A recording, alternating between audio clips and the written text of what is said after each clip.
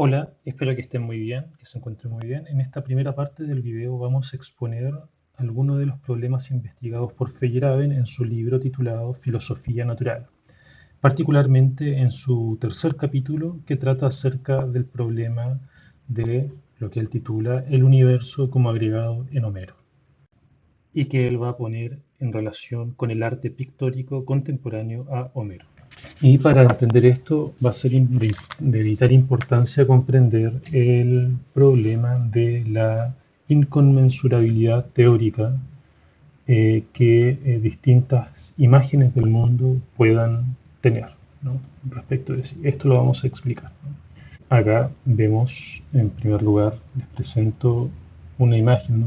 De las que pueden encontrar al comienzo del libro, que es un dibujo de Feyerabend que se basa en un artículo, ¿no?, de 1974 de David Lewis, en el cual se puede observar la concepción astronómica del cielo polinesio, ¿no? Para los polinesios, este estaría contenida incluso esta explicación en distintos mitos. Y a partir de estos mitos se podría, o de lo que cuentan los integrantes de la Polinesia, se podría como dibujar este cielo que es perfectamente funcional para ellos y que en algún punto logra, a partir de estos mitos, logra dar una explicación bastante acabada, por así decirlo, del mundo, ¿no? Y les permite viajar incluso. Ese es como un ejemplo que nos puede ir acercando a la idea de la inconmensurabilidad, ¿no? En este sentido es que el libro trata acerca de la evolución de la concepción del mundo natural. Es decir, va a tratar primeramente acerca de las concepciones naturales que tiene el hombre acerca de la naturaleza. ¿Cuál es la forma natural en que esta concepción acontece? Y para esto vamos a encontrar primeramente los testimonios de prehistóricos y homéricos, ¿no? Y esto lo podemos llamar el mito, y luego la filosofía, ¿no?, que concibe el universo como sustancia, ¿no? Esto de los presocráticos. Eso se puede ir encontrando dentro del libro. Si se fijan, ¿no?, dentro de los testimonios prehistóricos se pueden observar las ruinas de Stonehenge y este cielo de bisontes, ¿no?, que se encuentra en una cueva de Altamira, España. Y por otro lado también se puede encontrar la concepción homérica, que la vamos a investigar, o que mejor dicho Feyerabend la investiga a partir de la pintura en vasijas, ¿no?, de tipo geométrico que pueden observar acá. Y en esta vasija podemos, que es acerca de un funeral, una cosa que llama la atención de Feyerabend es que la figura de quien ha muerto, ¿no?, del muerto, es la misma que la de los vivos, solamente que girada a 90 grados, ¿no? Esa es una cosa que va a llamar mucho la atención a Feyerabend, y en ese sentido va a decir que es como que hay que hacer una especie de lectura de la vasija. Y también va a decir que el artista pareciera estar tratando de darle un checklist, ¿no?, a una cantidad de elementos contenidos en una lista, ¿no? En ese sentido, ¿qué correspondería a la cuestión de un muerto? Bueno, las mismas cosas que las de un vivo, solamente que se lo muestra de manera horizontal, en vez de erguido, por así decirlo. Y esto le va a servir a Feyerabend como el punto de inicio y como un ejemplo de inconmensurabilidad, ¿no?, de una imagen del mundo que es inconmensurable, por ejemplo, respecto de la ciencia moderna. Y, por así decirlo, en ese sentido, particularmente con el mito, se estaría presentando una imagen del mundo que antecede, ¿no?, al ascenso del racionalismo, eh, tal vez que tal vez podríamos hallar plenamente en la filosofía, y lo antecede, ¿no?, a este ascenso del racionalismo como una imagen del mundo que es plenamente funcional para aquellos que lo habitan, ¿no? O sea, la explicación que da el mito y las figuras que anteceden al ascenso del racionalismo, como por ejemplo, ¿no? Se podría llamar tal vez esto también de Stonehenge, que es una suerte de eh, observatorio astronómico casi, eh, con- configuran una imagen del mundo, se puede extraer de estos vestigios elementos que nos permiten observar una imagen del mundo que es plenamente funcional y que, por ejemplo, en el caso de los polinesios, ¿no? En los mitos que explican las estrellas y los ciclos del cielo, les permiten eh, navegar eh, de manera efectiva el océano y llegar a puerto de manera efectiva, ¿no?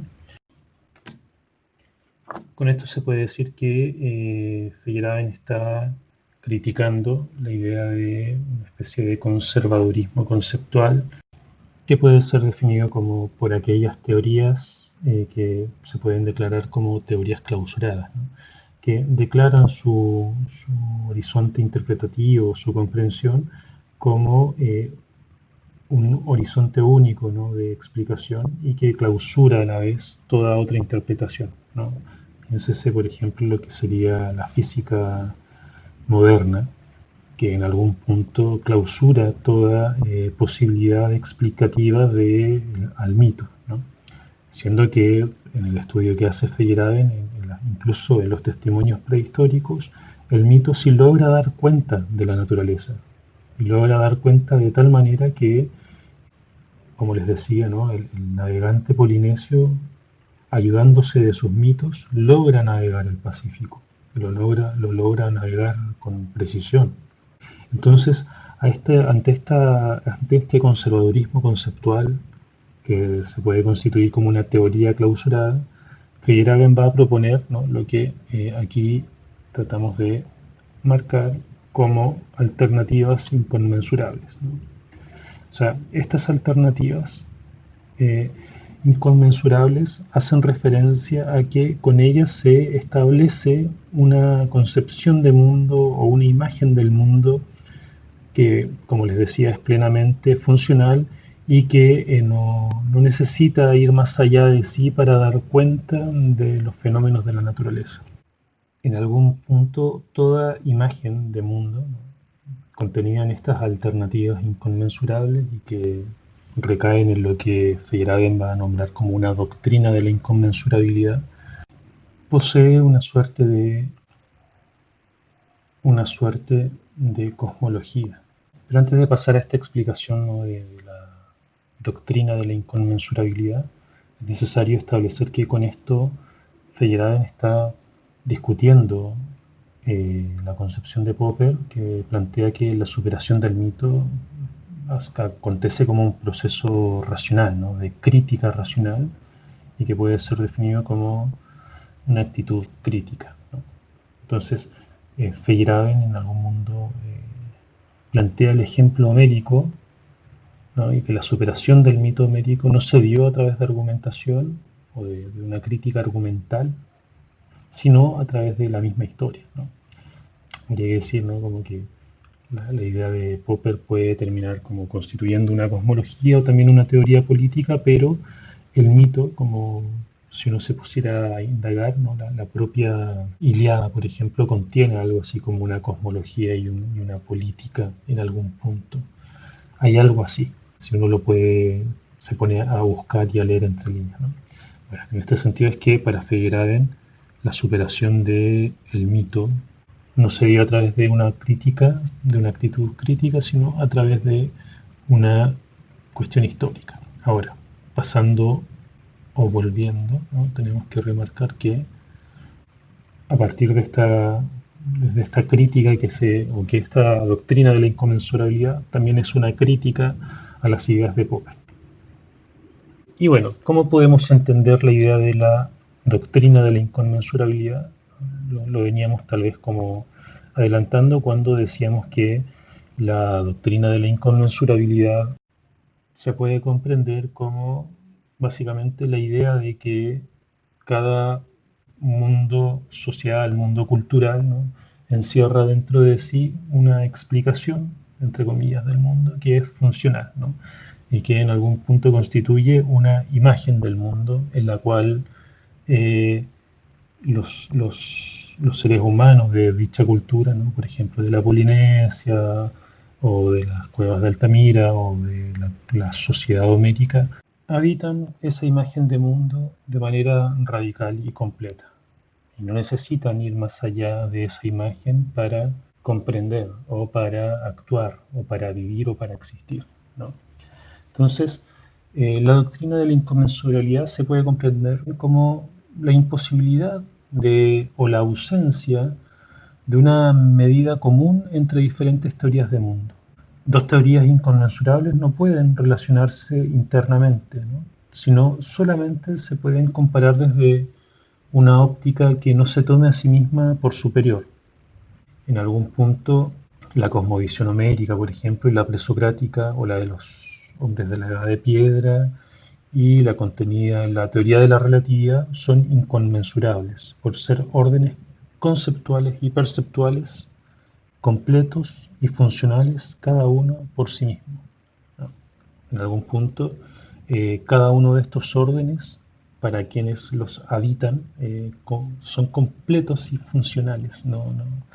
Como les decía, el ser humano no necesita ir más allá de estos órdenes de mundo, de estas comprensiones de mundo o concepciones de mundo, ¿no? De estas cosmovisiones. Y en el fondo de toda teoría con que alguna vez el mundo haya sido pensado, eh, Feyerabend está pensando que hay una suerte de ontología o de cosmología, ¿no? Que articula de alguna manera la forma de seleccionar, de disponer y de explicar los fenómenos, ¿no? Como el ejemplo de la tribu polinesia que a través de su mito logra eh, seleccionar ciertos astros y explicar los fenómenos celestes, ¿no? De tal manera que le permiten navegar el océano, ¿no? El Pacífico, y le permiten navegarlo con precisión, ¿no? Y en ese sentido es que con esta ontología que se encuentra como en el fondo de toda concepción de mundo, se haya establecido un determinado horizonte de significación en que estos son comprendidos en algún punto. Por esto, Feyerabend ofrece una interpretación que relaciona la épica homérica y el arte arcaico, y la épica homérica para Feyerabend va a ser el ejemplo, ¿no?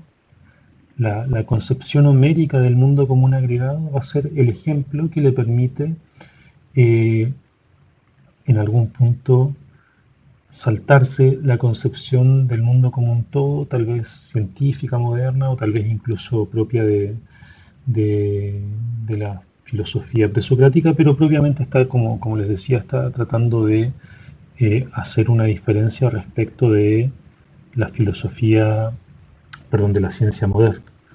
Y con la concepción homérica del mundo como agregado, justamente está poniendo un ejemplo de esta doctrina de la inconmensurabilidad que es completamente funcional dentro de sí misma y que a la vez no puede ser reducida o no debería, dentro del pensamiento de Feyerabend no se debe reducir, por ejemplo, a la teoría científica, ¿no? A una concepción científica, por ejemplo, la de la relatividad, ¿no? Porque cada uno de esos dos horizontes ofrecen una imagen de mundo que es completamente funcional por sí misma. Feyerabend ofrece esta idea de la concepción homérica del mundo como agregado, pero antes de eso busca en el arte pictórico, busca descubrir los elementos, ¿no? necesarios para comprender la función de esos elementos y fijar los rasgos afines en la literatura, en la vida corriente y en la ideología, con el fin de reconstruir la imagen, ¿no? Esta imagen del mundo en la que se inscribe dicho estilo, por ejemplo, el arte geométrico y arcaico de Grecia, hemos visto imágenes, ¿no? de este arte.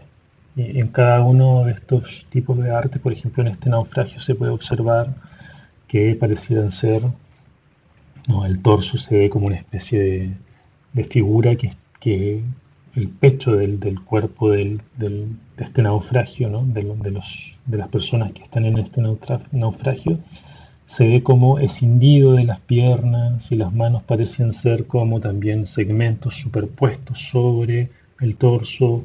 En ese sentido pareciera ser como que hay una especie de antropología paratáctica, va a decir Feyerabend, ¿no? Fragmentaria, es como un agregado simplemente que no resulta orgánico, ¿no? Estas figuras no parecen ser orgánicas.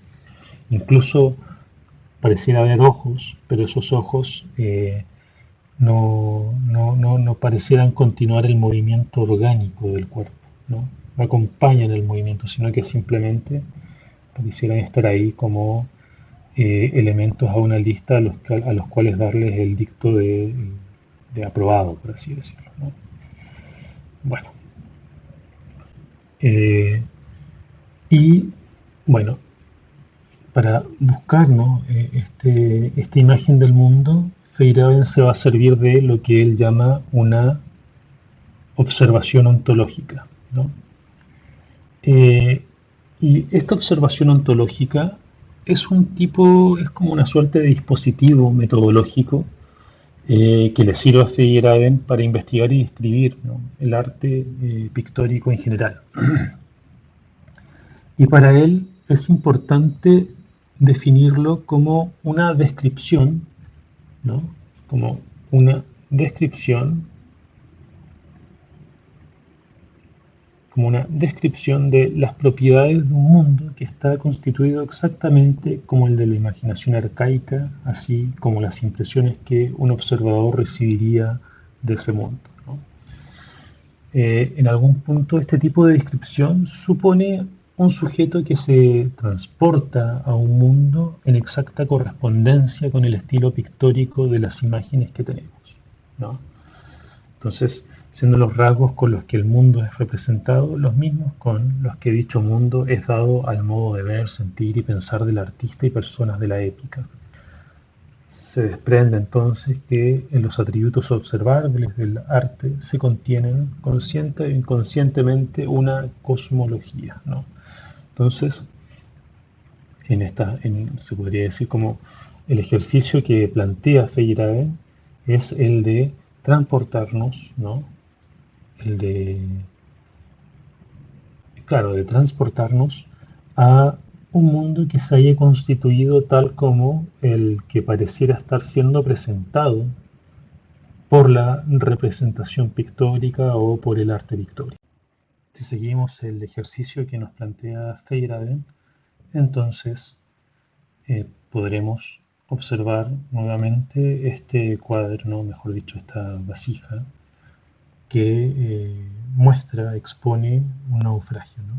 Y yo les decía recién que acá lo que parece observarse es como una especie de eh, concepción fragmentaria del cuerpo, ¿no? Y pareciera que hay algo así como una especie de agregado a lo cual hay que ir sumando partes, ¿no? El cuerpo humano está conformado por piernas, por lo tanto se tiene que agregar piernas. Está conformado por torsos, por brazos, por cabezas, por cuellos, ¿no? Y se tiene que como que ir agregando cada una de estos elementos puestos en una lista, diría Feyerabend. Ahora, justamente, si uno observa bien la imagen, se percata de que en realidad no hay algo así como una especie de, ¿cómo lo podríamos llamar? No es, no es una cuestión orgánica, no resulta una unidad interior orgánica de las partes del cuerpo, sino que más bien se puede observar simplemente este agregado, ¿no? Este agregado de fragmentos, se podría remitir en algún punto, ¿no? Es muy gracioso porque, ¿no? El artista en cuestión dijo que es propio de un naufragio, ¿no? Y bueno, puso un barco al revés, ¿no? Pone un barco al revés, pone a los hombres, o a las personas, a los seres humanos, en distintas posiciones, pero en distintos ángulos, mejor dicho, más que en posiciones, y agrega peces, ¿no? Para hacer ver de que la cosa de la que se trata es de un naufragio. En ese sentido es como que se va agregando elementos a la representación del naufragio para que este naufragio sea un naufragio, ¿no?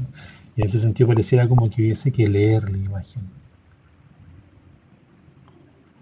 Y la otra cosa que plantea Feyerabend es, por ejemplo, bueno, aquí se puede ver, ¿no?, que en algún punto no se podría establecer a ciencia cierta o plenamente, ¿no?, que, eh, por ejemplo, el cabello esté unido a la cabeza, ¿no? Hay como una separación, o que los brazos estén unidos al cuerpo, etcétera.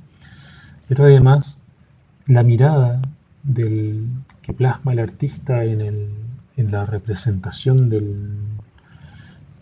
me imagino que es un lanzador de jabalina, un cazador, ¿no? La mirada del ojo que pone es un ojo que no es orgánico, que no acompaña el movimiento, que es un cuerpo que no expone el movimiento fluidamente, etcétera, ¿no? En ese sentido, estos elementos son los que Feyerabend va a buscar posteriormente en la representación literaria, ideológica y de la vida común, y bueno, ideológica y literaria más que nada, en la Ilíada, ¿no? Esta representación o esta concepción paratáctica, ¿no?, fragmentaria, que no es capaz de, en algún punto, subordinar eh, la totalidad de los elementos a un todo, ¿no?, a la unidad de un todo. Por ejemplo, gramaticalmente, la parataxis se contrapone a la subordinación, ¿no? La subordinación hace que haya una oración principal y que dentro de esta oración, o que para esta oración haya un contenido subordinado que estaría en una oración secundaria. Tanto en la parataxis, esto no sucede así, sino que es simplemente como una especie de enumeración o hilvanación de elementos que no necesariamente tienen un sentido, no necesariamente tienen algo en común. Luego en Homero vamos a ver cómo esto es también aplicado también a la manera de componer el poema, ¿no? Y cómo es que se van agregando elementos dentro de la narración que resultan constituir, entre comillas, una parataxis narrativa, por así decirlo, ¿no? Pero eso lo vamos a ver después de lo que plantea Carolina, en donde ella va a dar como una exposición mucho más rica del arte griego, del arte geométrico y arcaico. Bueno, vamos a ver a continuación las características correspondientes al arte geométrico griego y algunos ejemplos. La idea es también ver brevemente el arte anterior con algunos ejemplos y el arte posterior, más que nada para contextualizarlo, para ver relaciones. Algo muy interesante con el arte geométrico que sucede es un cambio bastante radical en relación al arte que lo precede, que es el que corresponde a la civilización minoica y micénica. Tengamos en cuenta que el arte geométrico transcurre durante la denominada Edad Oscura.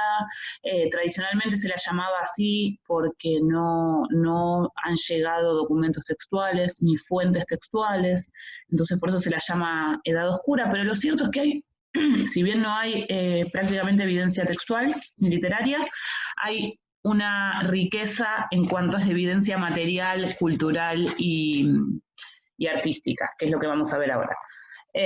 Puse para contextualizar, digamos, a modo general, una línea cronológica que corresponde a la periodización historiográfica tradicional. A continuación, en esta diapositiva está la periodización en historia del arte. Si prestan atención, no se corresponde, no hay una correspondencia exacta entre lo que se denomina periodo arcaico en arte y la Grecia arcaica en historia. No importa, lo único que hay que tener en cuenta es que cuando uno habla de determinado periodo, aclarar desde qué disciplina lo está delimitando. Además, tener en cuenta que las periodizaciones son esquemáticas y generales y, por supuesto, sobre todo en cuestiones relacionadas con arte y cultura, no es tan estático, no es un corte abrupto, hay relaciones, hay cuestiones dinámicas, hay continuidades y demás, pero bueno, para estudiarlo, por supuesto, hay que delimitarlo. Entonces, en arte marcamos el periodo geométrico entre el 1100 y el 650 a.C., continuado por lo que se denomina el periodo arcaico, el clásico, el posclásico y el helenístico. Bien, como características generales del arte geométrico, además de los rasgos relacionados con su representación, tengamos en cuenta que es un periodo donde hay mucha diversidad geográfica y cultural. Entonces, bueno, podemos marcar diferentes escuelas. A grandes rasgos podemos mencionar que hay 4: la jónica, la cicládica, la dórica y la ática. Eso, bueno, claramente tiene que ver con los lugares y las culturas geográficas, perdón, los lugares geográficos y sus culturas correspondientes.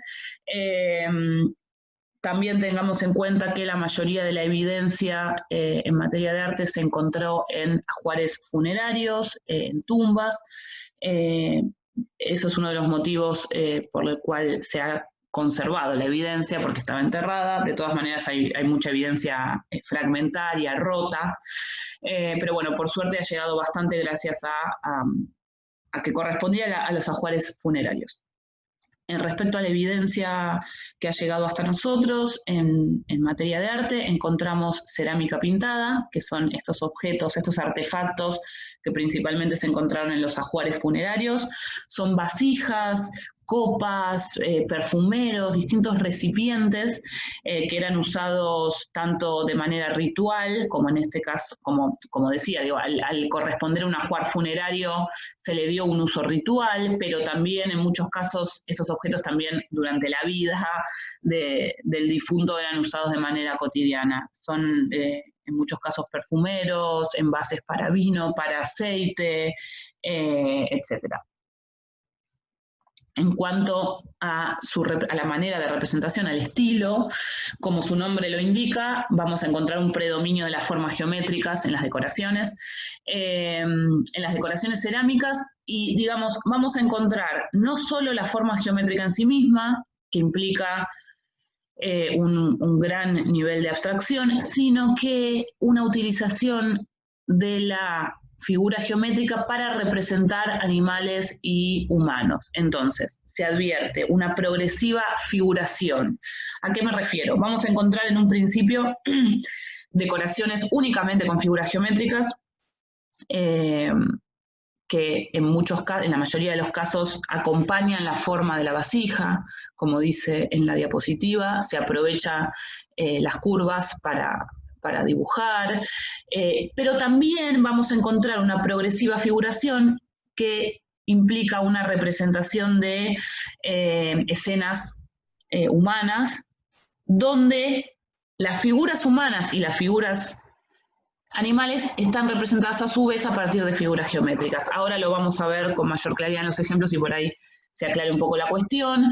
Tengamos en cuenta que las composiciones no son orgánicas, sino que son más bien fragmentarias. Acá podemos establecer una relación con el texto de Feyerabend, que implica que una composición no sea orgánica. Voy a poner un ejemplo. Si tienen presente las representaciones egipcias, los ojos de los egipcios están representados de manera frontal, mientras que la figura humana está representada de manera de perfil. Es decir, ese ojo no se corresponde de manera orgánica a cómo está ese cuerpo. Por eso se denomina una representación no orgánica, sino más bien fragmentaria. Esto implica que, o sea, detrás de esta manera de representar hay un interés por que se vea lo mayor posible la figura. Es decir, si yo tengo una figura de perfil, parte del ojo no se me va a ver. Bueno, no importa que no se corresponda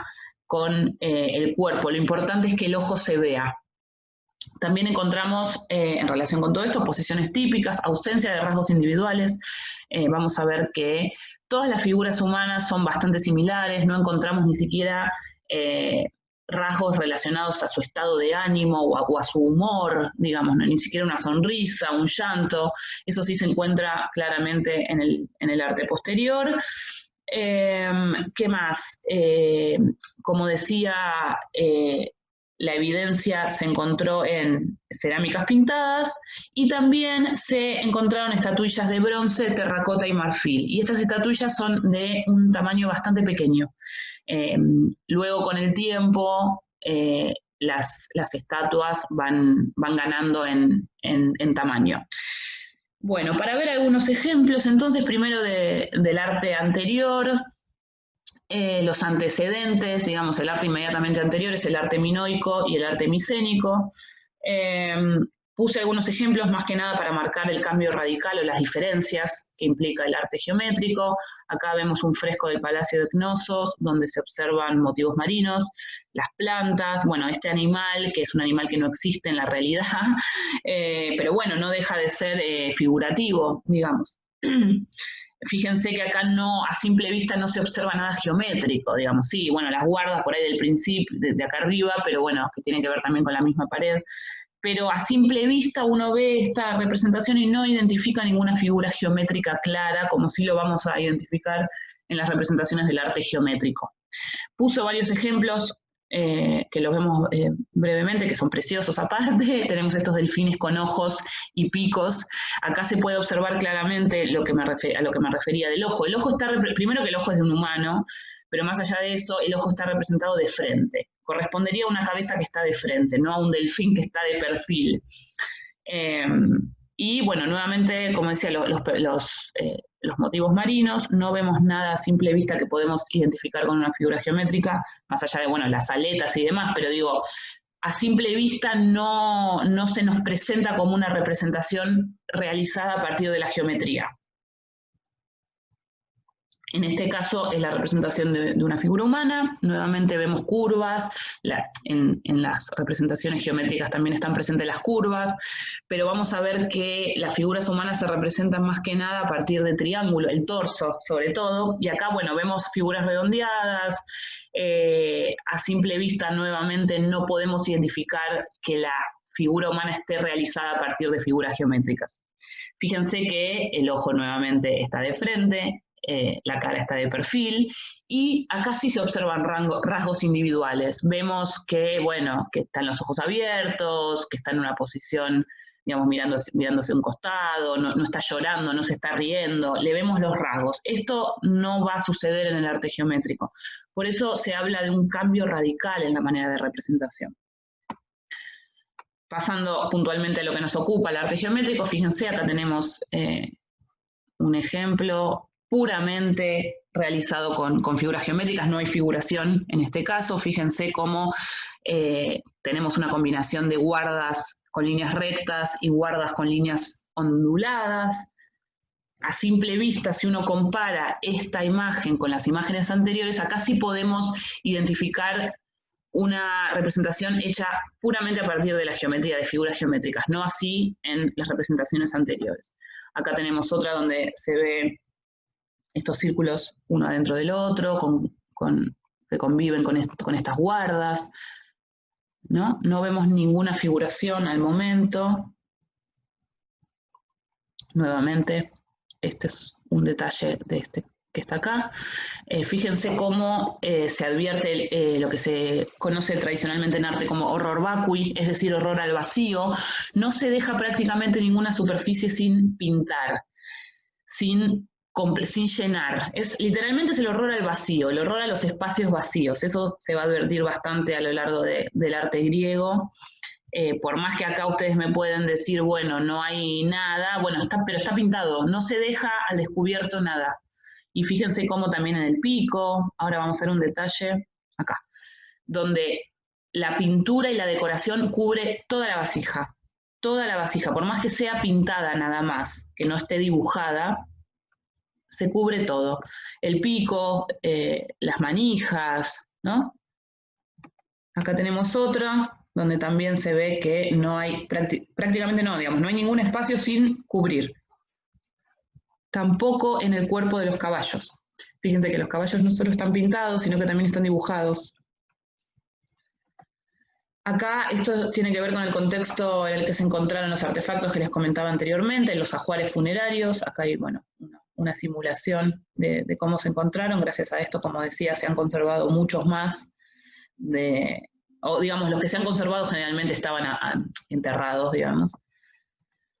Acá tenemos el vaso de Dipylon, que es muy conocido, y fíjense cómo acá sí aparece una una figura humana que convive con la decoración de guardas puramente geométricas, pero si observamos en detalle la escena, esto que les comentaba, fíjense, para empezar, no hay diferenciación entre las figuras humanas, son todas iguales, no hay rasgos individuales. Por otro lado, los cuerpos están elaborados a partir de figuras geométricas.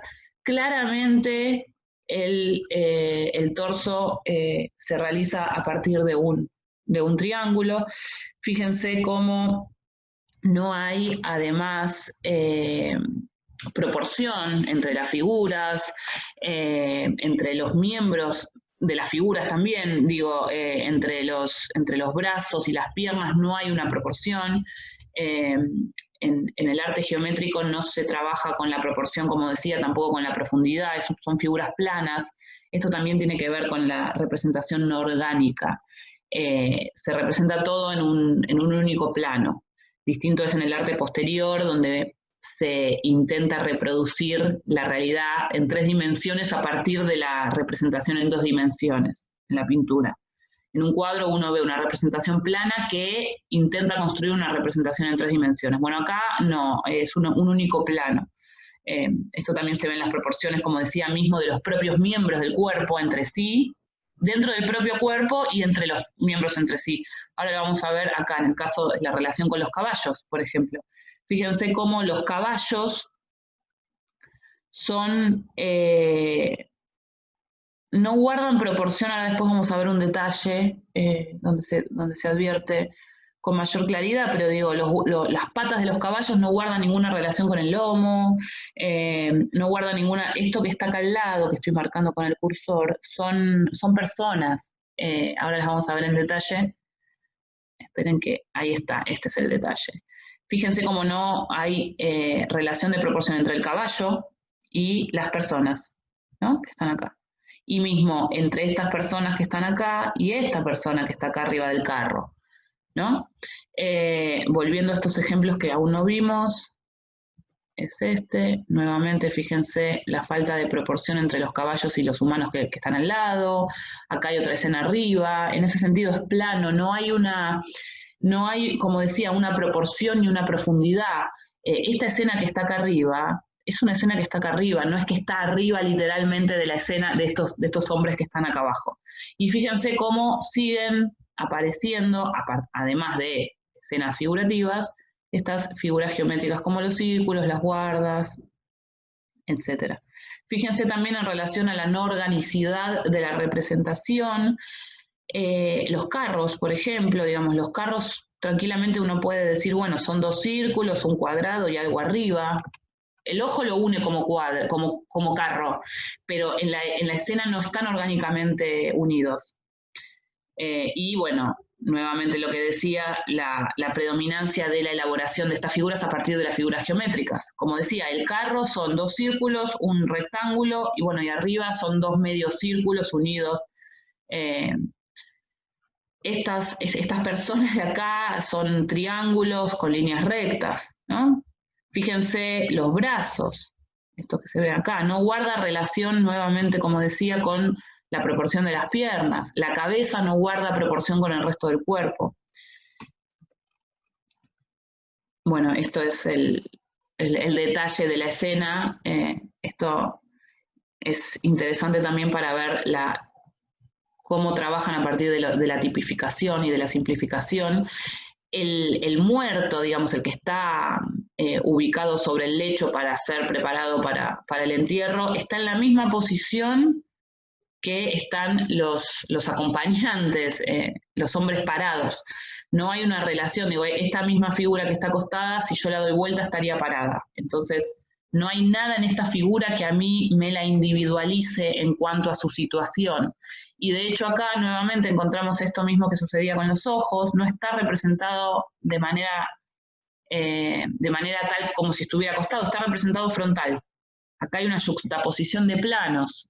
Tenemos esta figura representada como si estuviera frontal, vista de manera frontal, y el soporte donde está acostado, el lecho, está representado de manera de perfil. Y fíjense acá abajo, notamos, a mí la verdad que me parece precioso estas escenas, porque son de una simpleza muy interesante. No lo digo de manera peyorativa, digo, están representados de una manera súper simple y a la vez transmiten un montón. Por ahí para el ojo que no está acostumbrado a este tipo de representación, al principio choca, pero por más esquemático que sea, no deja de ser bastante expresivo. Como decía, bueno, acá están esos animales que parecen ser, no sé, unos perros, digamos, pero nuevamente, no hay relación de tamaño, de proporción. Tenemos acá una persona sentada, que tiene prácticamente el mismo tamaño que estos animales que están abajo de este lecho. El muerto, y si se fijan acá al lado, también hay una figura mucho más pequeña. Digo, claramente no hay una preocupación por una representación realista, en relación a la proporción y, como decía, la proporción en la propia figura y de las figuras entre sí. Acá tenemos un detalle. Miren, es precioso. Y fíjense esto que les decía respecto al horror vacui. No hay ningún espacio vacío, aunque sea hay puntos. Esto es claro. Si uno lo ve, voy a retroceder acá, de manera... No hay un espacio, no hay descanso para el ojo. Por más que las guardas nos pueden dar un poco de aire, pero digo, no hay espacio vacío en la superficie. Está todo pintado, ya sea con puntitos, con rayitas, con figuras, con guardas. Acá de nuevo son detalles. Fíjense la cabeza de los caballos. Fíjense la cabeza de los humanos. Tranquilamente podrían ser pájaros. Fíjense cómo están representadas las manos, ¿no? De todas maneras, el ojo reconoce la figura humana, pero presten atención a esto para ver cómo en el arte posterior se produce un cambio radical, cómo progresivamente se va a individualizar la figura hasta individualizarla totalmente. En el arte clásico hay un interés deliberado por un reconocimiento de la figura que se representa. Entonces, si vamos a representar a Heracles, bueno, Heracles va a aparecer con algún rasgo que lo distinga. Generalmente la piel de león, por ejemplo. Vamos a ver ahora un ejemplo que yo puse donde hay directamente inscripciones que nos dice qué personajes están representados. Bueno, acá no hay un interés por eso, acá hay una representación general. No hay una intención por un reconocimiento puntual de a qué corresponde esta escena, a quién, digamos, ¿no? Todas las personas son iguales. En esta escena no podemos ver si esta persona está llorando o no está llorando, si está cantando o no está cantando. Acá lo tenemos nuevamente. Fíjense cómo, lo que les decía, la figura del muerto está representada de manera frontal. Fíjense los brazos, ¿no? Acá se ven los caballos. Nuevamente les llamo la atención respecto a este horror vacui, cómo está todos los espacios cubiertos. Acá tenemos las estatuillas de bronce que se han encontrado. Fíjense que son bastante esquemáticas, bastante parecidas a las representaciones pictóricas que vimos recién. Como decía, son de tamaños bastante pequeños. Acá tenemos la representación de un caballo, ¿no? Fíjense, de todas maneras no es lo mismo, eso ya sería un tema aparte, la manera de representar pictóricamente a través de la pintura en un plano, valga la redundancia, de 2 dimensiones, a una representación escultórica que es una representación en 3 dimensiones. Así que eso ya es otra cuestión, pero para que se den una idea de la evidencia que nos llegó hasta hoy, ¿no? Por eso puse las estatuillas. Al periodo geométrico le sigue un periodo que se denomina periodo orientalizante, que tiene que ver sobre todo con los contactos con Oriente, como su nombre lo indica, a partir de comercio, viajes y demás. Entonces, ¿qué vamos a encontrar? La aparición de especialmente animales exóticos que antes no se encontraban en las representaciones. Acá vemos una especie de mono que convive con los caballos. Fíjense cómo va cambiando ahora la representación de la figura humana arriba del carro. El carro ahora es solo el círculo y hay un interés mayor o un detalle mayor de la figura humana. Si retroceden en el PowerPoint a ver cómo se representaban los carros en los vasos anteriores, ya se nota un cambio. Fíjense los caballos también. hay una mayor individualización. Al caballo se ve que es un caballo, se le ve el pelo, se le ve el ojo, se le ven los rasgos, y de hecho en la figura humana acá también ya se empieza a ver una progresión en cuanto a los rasgos faciales. Bueno, puse varios ejemplos, son preciosos, miren. Por supuesto hay representación de figuras mitológicas, como estas que estoy marcando acá arriba. Fíjense, ya se empieza presten atención a los rasgos de la cara, ya se empieza a adivinar una barbilla o una barba, los ojos están claramente marcados, la nariz. Estos vasos perfumeros son preciosos, fíjense cómo ya, como les digo, ya acá se ve, bueno, esta es una figura mitológica, esta es una figura de un guerrero, cómo ya está vestido, ya se le ve la barba, ya se le ve la nariz. Acá en este otro que estoy marcando vemos la presencia de estos animales exóticos. Nuevamente el horror vacui está presente en todo, y no hay un espacio, no hay descanso para el ojo, no hay un espacio que esté sin cubrir. Acá, miren qué lindo, esta escena es la escena, se identifica con la escena del cíclope en Odisea, cuando le clavan la astilla en el ojo. Fíjense cómo mismo el tamaño entre los hombres no es proporcional. Está bien que, bueno, si ese es el cíclope es un poco más grande, pero no importa. Lo que voy es que fíjense las manos, ¿no? Cómo ya la representación, como decía, se empieza a individualizar. Le vemos la cara a los guerreros, le vemos el pelo, le vemos la barba, le vemos la nariz, le vemos cierta expresión en la boca. Ya no está tan marcado el triángulo, o digamos las figuras geométricas que componen a la figura humana no están tan marcadas. Y bueno, luego, en el periodo del arte clásico, las dos técnicas que predominan son las figuras rojas y las figuras negras. Fíjense el cambio que implica en la representación. Hay un detalle, yo diría que hay hasta una preocupación por el detalle, no excesiva en el mal sentido, pero digo, hay un cambio radical. Vemos hasta la decoración de la vestimenta de los héroes. Bueno, acá estos son Aquiles y Ajax jugando a los dados. Esto que yo decía, esta importancia porque se los reconozca, en este caso tiene que ver con las inscripciones que están acá en griego, que identifican a los personajes representados. Fíjense, esta ánfora es una ánfora bilingüe, miren qué preciosa. Bilingüe porque de un lado hay figuras rojas y del otro lado hay figuras negras. Son las dos técnicas en la misma vasija, fíjense.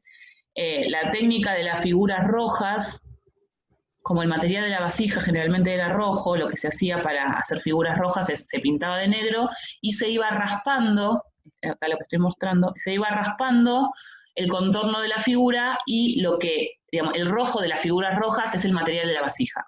En el caso de las figuras negras sucede lo contrario. Se pinta, o sea, está todo pintado de negro, pero se deja esta parte sin pintar y se va realizando la figura con la pintura. En una se raspa y en otra se pinta. Fíjense nuevamente el horror vacui, está pintada las manijas, no hay ningún espacio sin cubrir, aunque sea solo con negro.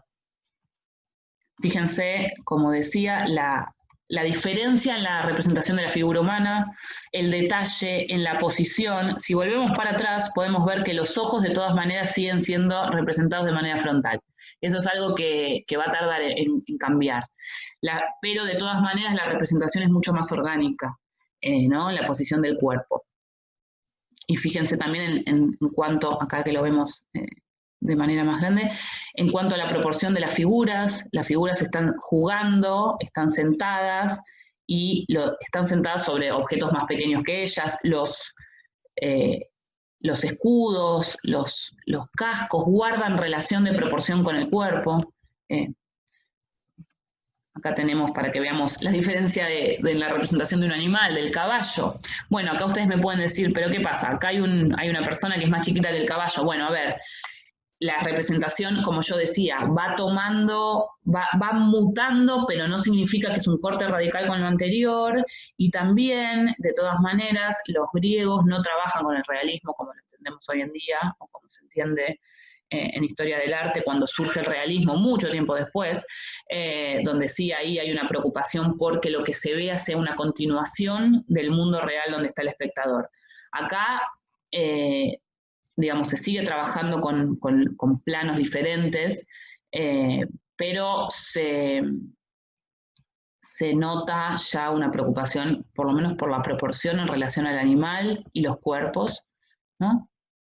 Este personaje más pequeño puede ser un niño también, por eso es más pequeño.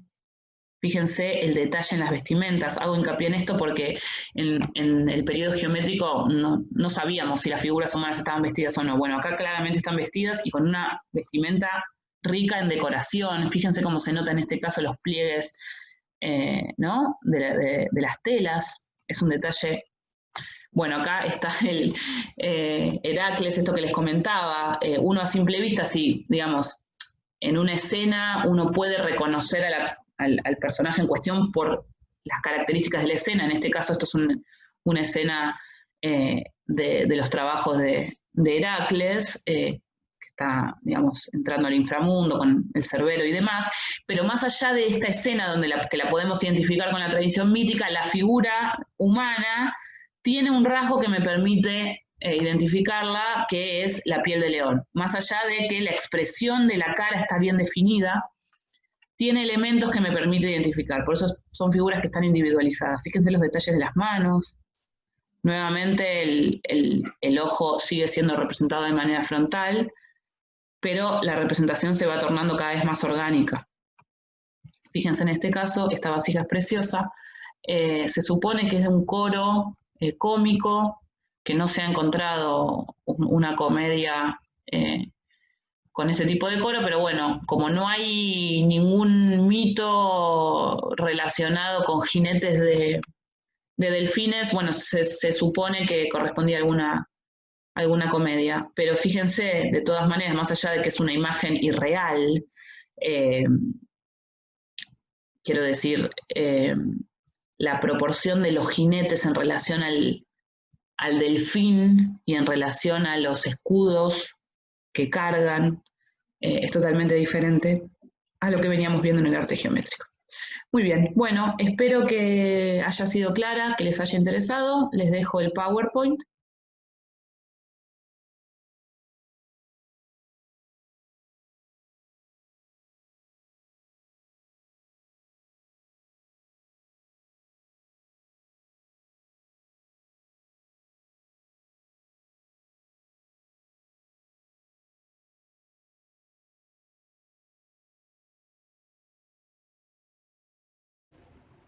Como resultado de la observación ontológica del arte pictórico de estilo geométrico tardío, ¿no? Que es el que se da con posterioridad al 900 a.C., y del arcaico, que es el que se da entre los 700 y al 500 a.C., podemos o se pueden obtener ciertos elementos que nos permiten hacernos una idea de lo que, de la manera de ser que le tocaba al ser humano en el mundo homérico, por así decirlo, o contemporáneo al momento en que se estaba creando la épica homérica, ¿no?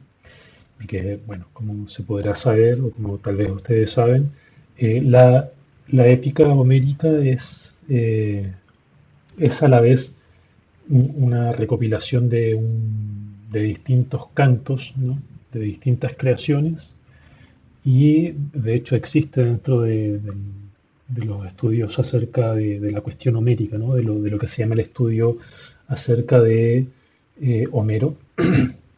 Una de las preguntas que se aborda dentro de esta cuestión homérica es la de si Homero fue un poeta o en realidad fue una colectividad, un colectivo de cantores, de poetas que lograron cada uno crear y aportar algo a la creación de la Ilíada y de la Odisea. Ahora, bueno, los elementos que nos permite rescatar o que podemos extraer del arte geométrico y del estilo también arcaico, y que son contemporáneos a la creación de la épica homérica, nos permiten hacernos una idea de la manera de ser del ser humano en dicho momento. Concretamente, la imagen del hombre que se obtiene a partir del estilo geométrico y arcaico es la de un ser que no logra estar integrado en un todo orgánico, o que no logra subsumir los momentos de su cuerpo, de su corporeidad, ¿no?, en un todo, ¿no? Y está la psique, por ejemplo, no hay una palabra que designe al cuerpo como un todo. Es decir, no hay, si por ejemplo nosotros, ¿no?, tal vez ustedes conocen también la palabra soma, que se puede traducir por cuerpo, ¿no? Una palabra que está presente en somático, somatizar, ¿no?, psicosomático, etc. Bueno, la palabra soma no corresponde a nuestra concepción del cuerpo como un todo unitario, sino propiamente la del cadáver, ¿no? Entre paréntesis, en esta imagen pueden ver aquí, se supone que son cadáveres estos son somas. Hay dos somas.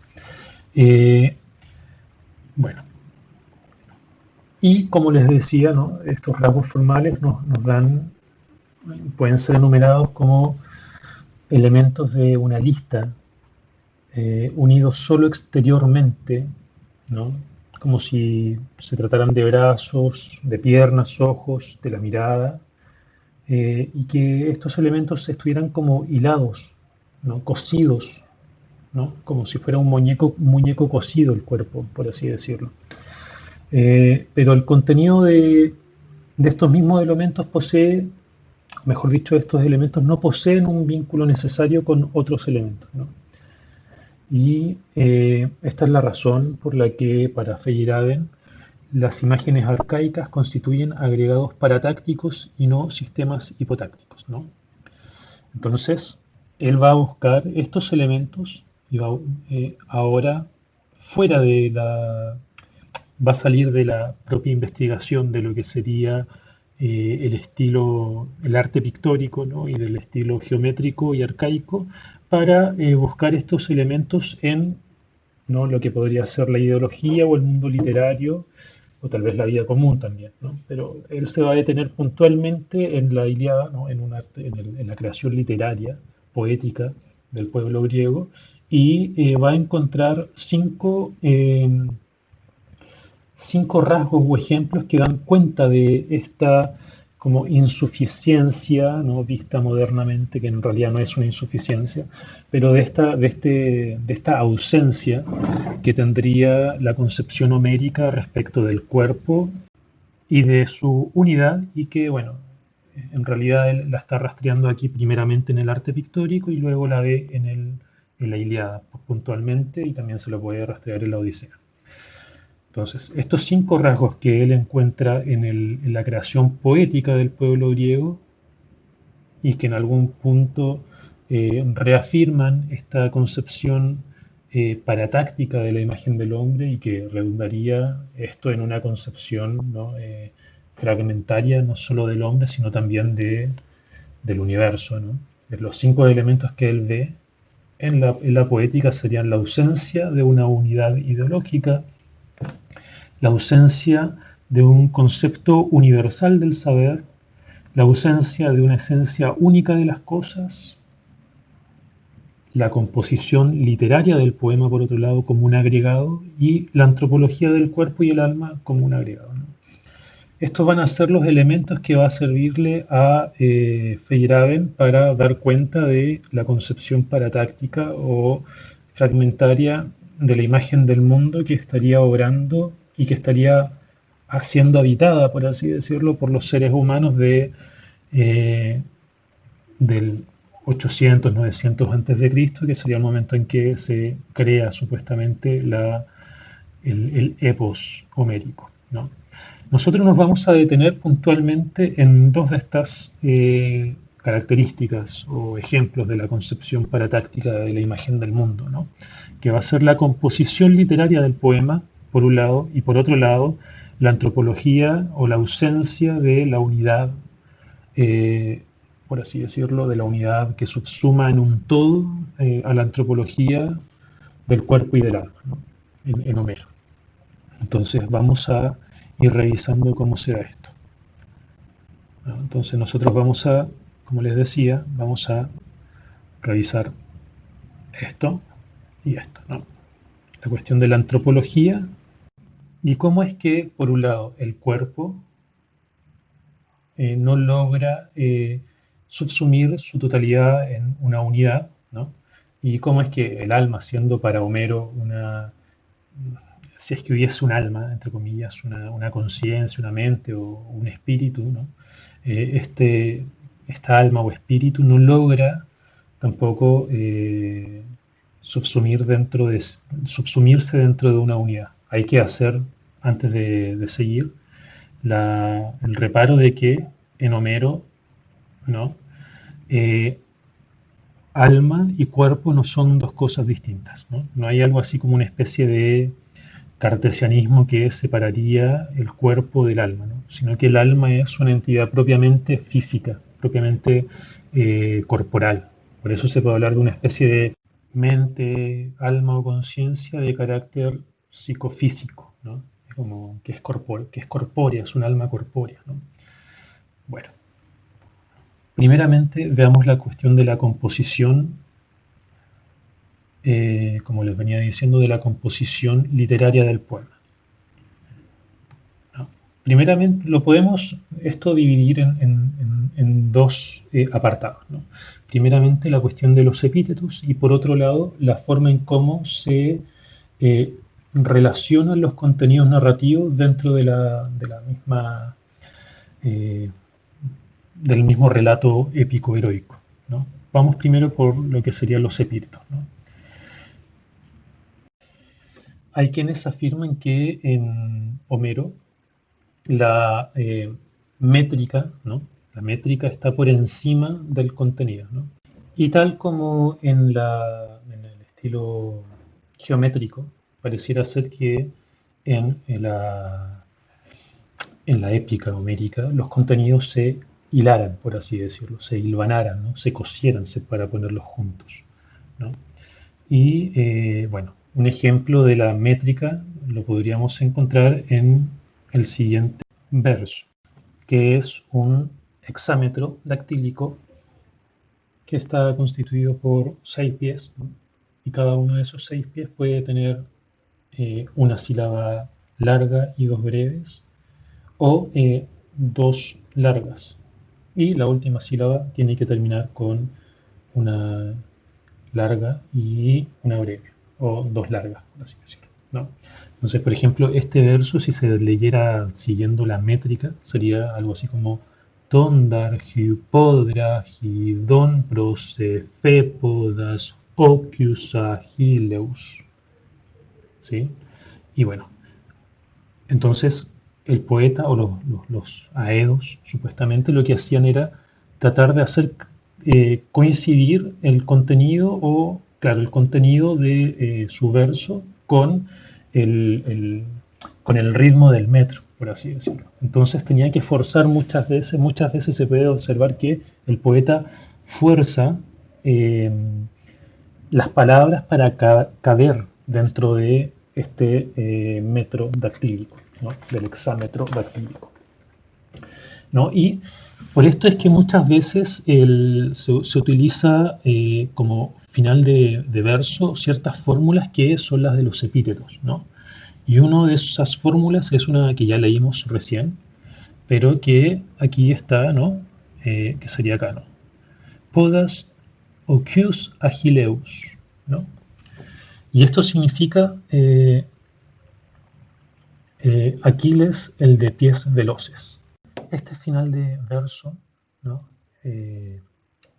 Podas ocius agileus, ¿no? Que se puede traducir por Aquiles, el de pies veloces, es usado en distintos contextos, ¿no? Y sin embargo, no importa cuál sea el contexto, se suele decir esto de Aquiles, ¿no? Que es como el de los pies veloces, o incluso que tiene los pies como los de un caballo, una cosa así se dice en algunos momentos, ¿no? Como, bueno, Y, por ejemplo, en esta primera cita que les coloco, ¿no? Que es donde, bueno, donde se puede traducir por repuso diciendo Aquiles, el de pies veloces. Eh, Aquiles es un momento en donde Aquiles está respondiendo a una embajada que envía a Agamenón en el canto, dentro del canto 9 para que Aquiles vuelva a la batalla, ¿no? Aquiles había dejado de luchar porque Agamenón le había quitado el trofeo de combate que concretamente era una mujer, ¿no? Le quitó como a la novia, entre comillas, que era un rapto en algún punto.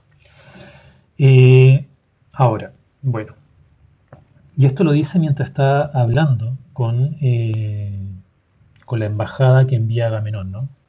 Compuesta por Odiseo, Ajax y Fénix. Eh, Sin embargo, después el verso que les leí en griego, ¿no? Donde se puede traducir como mirándolo con torva faz, ¿no? Acá, mirándolo con torva faz, respondió Aquiles, el de los pies veloces. Héctor, no me hables, maldito, de solemnes promesas. Tal como no hay entre leones y hombres juramentos fidedignos, así no es posible que yo y tú seamos amigos, ¿no?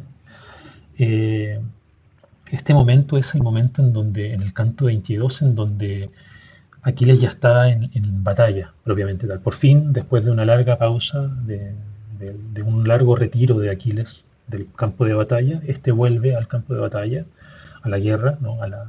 Y ahora se encuentra ante Héctor, ¿no? El campeón troyano, y está a punto de asesinarlo. Y bueno, ahora se ve a Aquiles en acción, ¿no? Ahora por fin podemos ver a este Podas Ocius Agileus, ¿no? Eh, por fin, ¿no? Por primera vez lo podemos ver en acción. Entonces, bueno, lo que Feyerabend hace ver por ejemplo, con esta cosa del epíteto, es que no importa si el personaje está sentado, está dialogando o está en el campo de batalla, el epíteto siempre es el mismo, ¿no?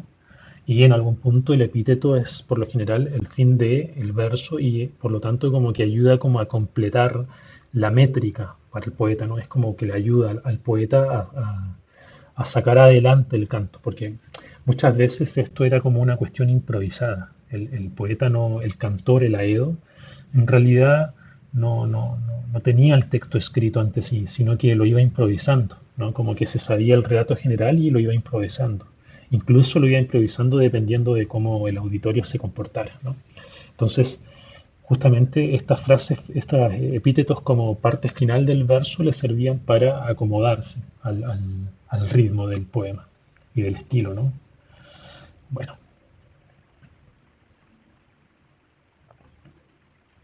el otro tema acerca de la composición, ¿no? Que muestra la concepción paratáctica o fragmentaria del universo, del mundo como un agregado, ¿no? Y que muestra esa imagen de mundo habitada por los seres humanos de la epopeya y los seres humanos supuestamente concretos, ¿no?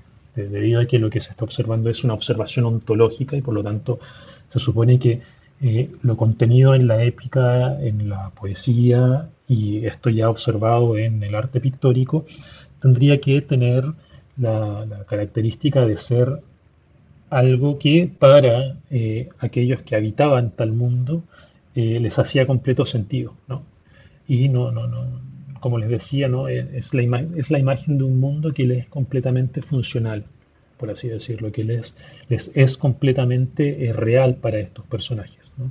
Y supuestamente para los seres humanos también concretos, que habitaban tal periodo, por así decirlo, ¿no? Entonces, otra de estas cuestiones en las que se muestra la concepción o la imagen del mundo paratáctica, fragmentaria, sería la hilación de contenidos narrativos sin necesidad entre ellos, ¿no? Y esto se puede observar en el canto 9 también, en el momento en que Fénix está tratando de convencer a, eh, a Aquiles de volver al campo de batalla, ¿no? Y en ese intento, Fénix lo que hace es, está narrando empieza a hacer una narración Y ¿no? Está narrando cómo Meleagro, ¿no? Que es un personaje histórico, tomado por la ira contra su madre, y en medio de la batalla entre Curetes y Etolius es como una narración histórica que se enmarca dentro de la solicitud, ¿no? de pedirle a Aquiles de que vuelva al campo de batalla, ¿no? Dentro de esta narración, este tal Meleagro, decide quedarse tumbado junto a su esposa Cleopatra, ¿no? Y en ese momento eh, Fénix empieza una narración acerca del linaje de Cleopatra, ¿no? Y es como que interrumpe el curso de la narración que estaba llevando se va por las ramas, por así decirlo, para dar cuenta del linaje de Cleopatra, ¿no? Y narra la disputa que tuvo su padre Idas con su madre Merpesa, ¿no? Contra Pol. Ahora, bueno, esta salida del hilo principal de la narración constituye para Feyerabend una sucesión paratáctica y se explicaría por un incipiente sistema de subordinación gramatical que no estaría aún completamente desarrollado, ¿no? Y en este sentido es que estas escenas, ¿no? Se podría decir, que esto es una cita de Feyerabend, ¿no? Estas escenas típicas representadas del modo más favorecedor, se siguen unas a otras como partes independientes de la situación general, sin construcción jerárquica y sin que ninguna sustancia subyacente las vincule a una unidad superior, ¿no? Eh, bueno, esto es lo que podemos decir, ¿no? Como que habría una especie de ausencia eh, ¿cómo decirlo?, de sistema subordinal, por así decirlo, gramatical, ¿no? De la subordinación de las oraciones gramaticales que se reflejaría en un modo de narración que también carecería de esta subordinación y que simplemente hilvanaría elementos heterogéneos entre sí para constituir una gran narración general. Bueno, eso sería por el lado de lo que llamábamos la composición literaria del poema. Ahora, si vamos por la cuestión antropológica, ¿no? La antropología que se da en Homero a partir o la antropología que hay en Homero, ¿no? Que da una imagen del cuerpo, de la concepción del cuerpo y del alma homérica, ¿no? Podemos también señalar lo siguiente, ¿no? En el poema, según Feyerabend, se expone una falta o la ausencia de un concepto que haga las veces de una unidad superior, a la que hagan referencia los distintos momentos del cuerpo del hombre homérico como un todo orgánico y viviente y que sintetice sus ideas, actos, estados anímicos y actitudes en un alma, ¿no? Por lo mismo, se trata de un muñeco articulado, sin alma, y así como el cuerpo homérico es un agregado de miembros, partes, superficies y movimientos, el alma consiste en aconteceres anímicos que se combinan para formar agregados y sucesos interesantes. Aquí yo no lo señalo directamente, pero hay una cuestión también como bien vista dentro de los estudios clásicos, que es la cuestión del monólogo. Y en los monólogos, por lo general, acontece que el héroe se refiere a una parte de su cuerpo o a un momento de su metabolismo de su cuerpo, que sería el thymos, ¿no? Y el thymos está cargado de un contenido de conciencia, un contenido anímico, que podría hacer referencia a lo que podría ser como una especie de... Hay distintas interpretaciones, pero podría ser una especie de órgano, por ejemplo, del dolor, también como de la pasión, ¿no? Más de lo pasional en algún punto. El timos es como órgano de aquello. Les digo, en algún punto órgano puede ser porque también se entiende que puede ser. Hay gente que lo interpreta como la sangre, hay otros que lo interpretan como la respiración, y otros referida a la sangre, que directamente sería un órgano concreto. Pero dentro de Homero tendría más que nada la característica de ser como una especie de la respiración referida a la sangre y interiorizar la respiración que ha en el flujo del cuerpo, por así decirlo, ¿no? Y muchas veces se observa en estos monólogos de los que les cuento, que el héroe se refiere, habla con su thimos, ¿no? Por ejemplo, hay momentos en donde el héroe dice, ¿no? Dice algo así como estando profundamente apesadumbrado, dijo a su ánimo de gran corazón, ¿no? Estando profundamente irritado, dijo a su thimos de gran corazón o magnánimo, por así decirlo. En esos momentos lo que hace Homero es presentar en algún punto una decisión interior al cuerpo y en donde este thimos pareciera no estar como en correspondencia con la totalidad del, entre comillas, sujeto, ¿no? Pareciera estar como diferenciado del ser humano. Y bueno, dentro de los mismos monólogos, ¿no? Siempre hay un momento en donde el héroe dice lo siguiente: pero ¿por qué el ánimo amigo esto para mí debate? Estas cosas para mí debate, ¿no? A la ti gemoitauta filos dielexato thimos, ¿no? Que podría ser esto traducido también como, pero ¿por qué la valerosa conciencia amiga, filos thimos, estas cosas conmigo debate? ¿No? O sea, se presenta como un otro, ¿no? Hay como una especie de otredad contenida en lo que sería el sistema psicológico y anímico, mental, de conciencia, que se conforma en el cuerpo homérico, por así decirlo, ¿no? En este sentido es que se presenta una especie de decisión, de fragmentariedad, por así decirlo.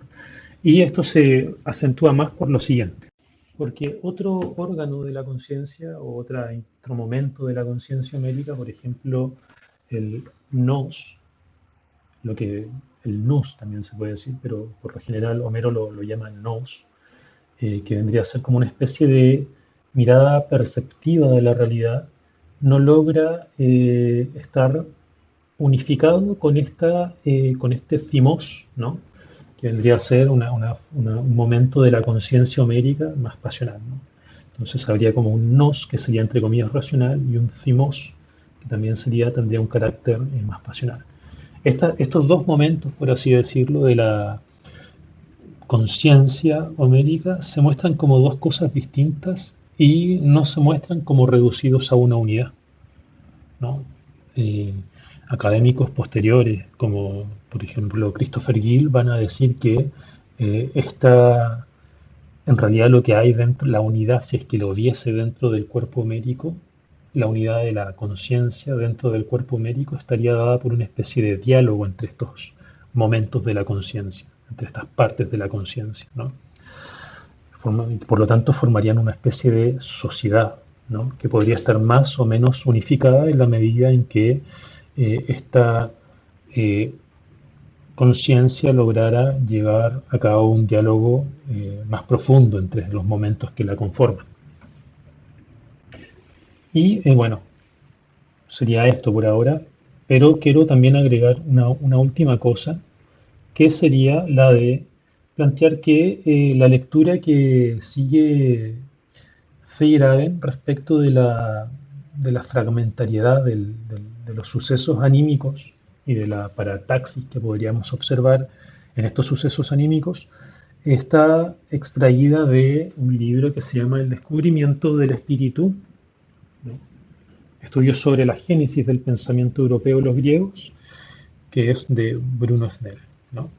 Y aquí les coloco una cita de la biografía de la autobiografía de Feyerabend, en donde él dice: todavía recuerdo la excitación que sentí al leer las palabras de Snell acerca del concepto homérico del ser humano, ¿no? Y en este sentido, la lectura paratáctica, ¿no? La parataxis planteada por Feyerabend se inspira en las ideas de Snell vertidas en la obra ya citada.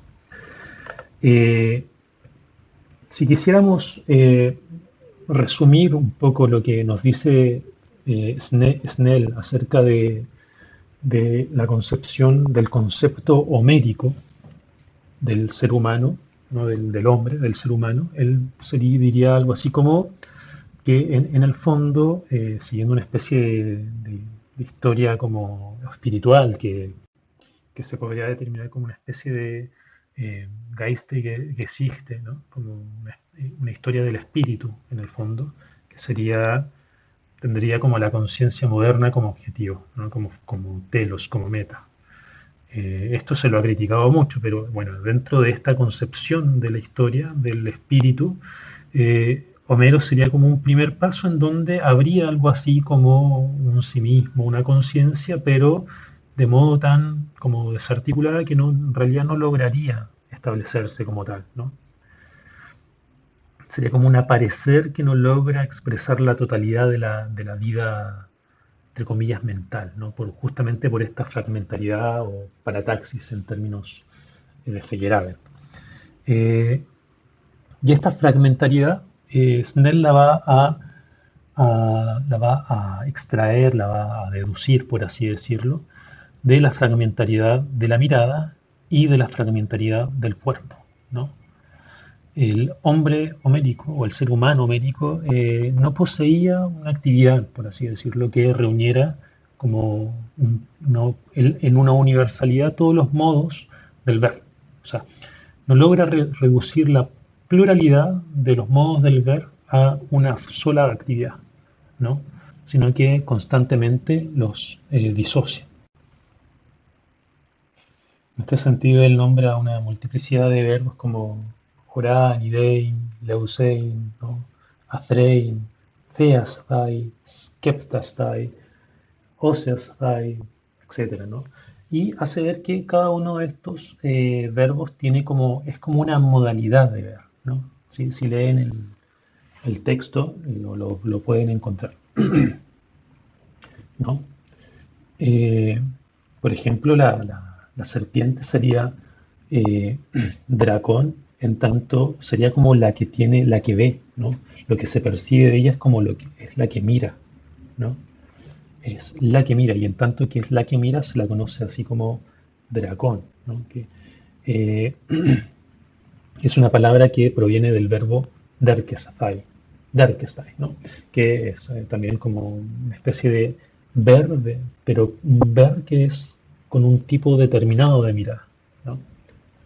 Bueno, por otro lado, el cuerpo no logra también resumirse a una unidad por justamente estas cuestiones que les decía, que las rescata un poco Feyerabend en su exposición, que es esto del soma, ¿no? De que el soma no es el cuerpo, sino que es un cadáver, por lo tanto también de que Demas, Guía, Meleia, Gros, ninguna de ellas logra determinar al cuerpo como un todo, sino que cada una nombra un aspecto del cuerpo, ¿no? En ese sentido, uno podría decir que Guía y Melea serían designaciones ambas de miembros, ¿no? El primero, Guía, sería el sustantivo en cuanto se los dota de movimiento y Melea en cuanto están dotados de fuerza muscular, ¿no? Gros, por otro lado, hace referencia a la piel, pero como un límite, etc., ¿no? A partir de esta fragmentariedad del ver y del cuerpo es que Snell va a también derivar algo así como una fragmentariedad del espíritu, ¿no? Y en este sentido es que el espíritu es para él un concepto que se define, bueno, si espíritu se define por su oposición a cuerpo y no hay cuerpo, no hay algo así como un cuerpo como lo que nosotros conocemos, como un cuerpo unificado, tampoco hay algo así como un espíritu, un Geist, ¿no? Y en este sentido sería una especie de mente, no hay como una mente propiamente tal, no hay mente, no hay espiritualidad, en el sentido de, ¿no?, una conciencia, una mente que es consciente del mundo y de sí misma.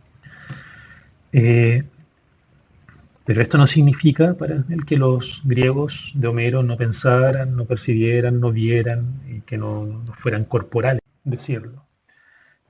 Como última cosa, ¿no?, podemos agregar que además, así como el ver y lo corporal serían fragmentarios, lo mismo sucede con la unidad de los órganos anímicos, y esto esta fragmentariedad, ¿no? Esta ausencia de unidad puede ser entendida como la del alma, entre comillas, ¿no?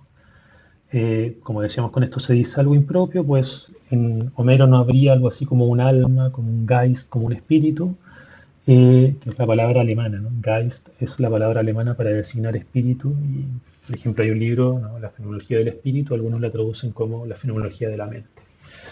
En inglés suelen hacer esas traducciones, por ejemplo, ¿no? Ahora, esta multiplicidad recibiría enzimos, nos y psique, los cuales, como órganos corporales, tienen sus propias funciones psíquicas y por lo mismo es que estas funciones psíquicas, como fragmentarias, como paratácticas, como habiendo una parataxis entre estas funciones psíquicas, habría una especie de yo, de self, de sí mismo, autos sería en griego, ¿no? Pero de un sí mismo fragmentado y desgarrado, ¿no? Entonces, a partir de toda esta cuestión, se podría establecer más o menos la cuestión homérica como una creación literaria que contiene una manifestación de una imagen de mundo que está atravesada por esta parataxis, ¿no? De la que habla Feyerabend.